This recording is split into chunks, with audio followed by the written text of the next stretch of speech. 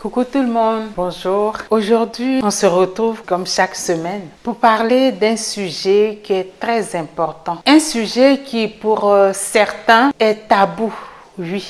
Ce sujet-là, il est tabou pour certaines personnes. Et pour une certaine catégorie, c'est une réjouissance, c'est une fierté, c'est une glorification. Et pour une autre catégorie encore, c'est la colère, c'est la déconvenue, c'est j'ai envie de tout casser. Si vous l'avez bien compris, nous parlons aujourd'hui du coquifiage, si vous voulez, des tromperies dans les couples.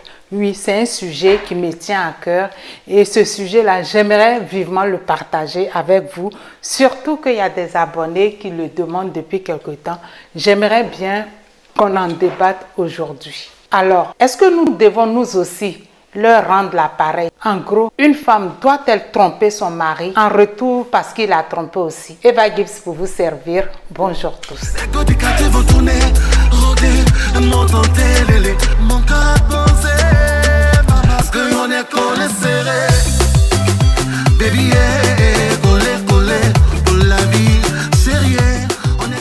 Dans cette vidéo, nous allons partager des astuces et des conseils pour voir comment sortir d'un adultère, comment sortir d'une tromperie de son conjoint sans perdre la raison. On entend partout, tel a trompé sa femme, tel a coquifié son épouse, il est allé faire un enfant dehors, il a fait ci, il a fait ça. Ça, c'est des choses qu'on entend très souvent. Et ces choses qu'on attend pour certains, ça devient tellement banal parce que c'est devenu quotidien. Les gens n'accordent plus trop d'importance à cela. Mais ces gens qui n'accordent pas cette importance à ce sujet ô combien de fois épineux, c'est ces gens qui sont en dehors du problème en lui-même. Parce que quand c'est toi qui vis le truc, tu comprends. Dès qu'on te parle de ça, tu te dis zut, c'est des choses qui arrivent. D'aucuns le banalisent parce que pour eux, c'est rien du tout. Mais ça crée beaucoup de désagréments dans les couples. Ça va jusqu'au divorce, ça va jusqu'à la séparation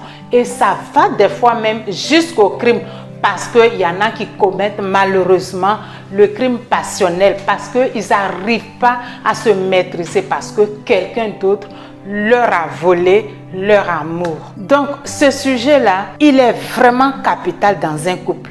C'est un sujet qui a son importance. Ce sujet, il vaut son pesant d'or.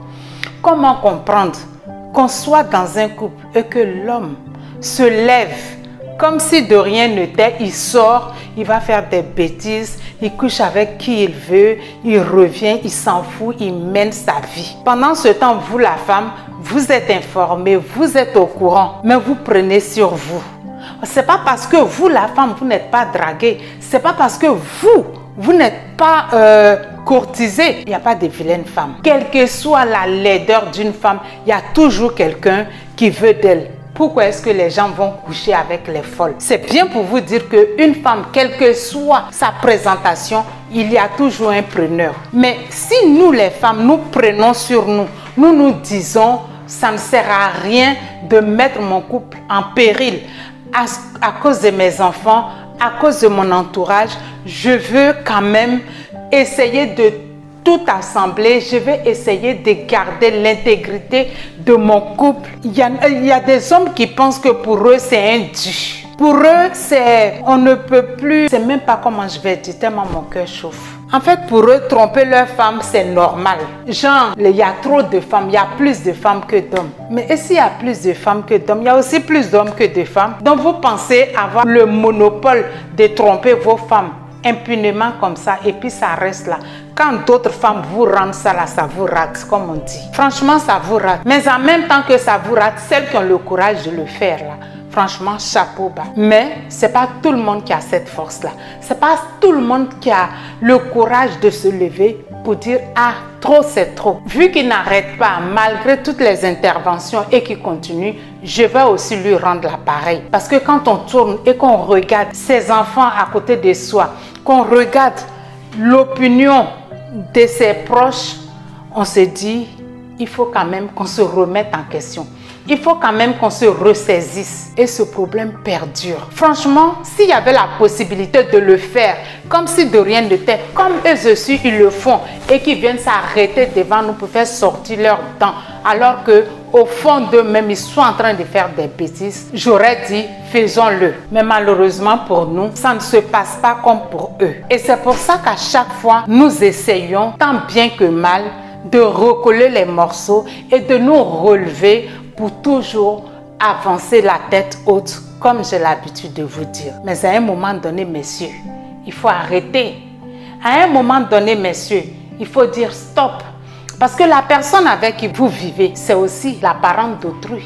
C'est la sœur d'autrui. Ce que vous n'aimerez pas qu'on fasse à vos sœurs, qu'on fasse à votre maman, qu'on fasse aux femmes de votre famille, pourquoi est-ce que vous le faites à l'enfant d'autrui? Et il suffit qu'une femme qui est en permanence trompée, trompe une seule fois, ça devient un tollé général.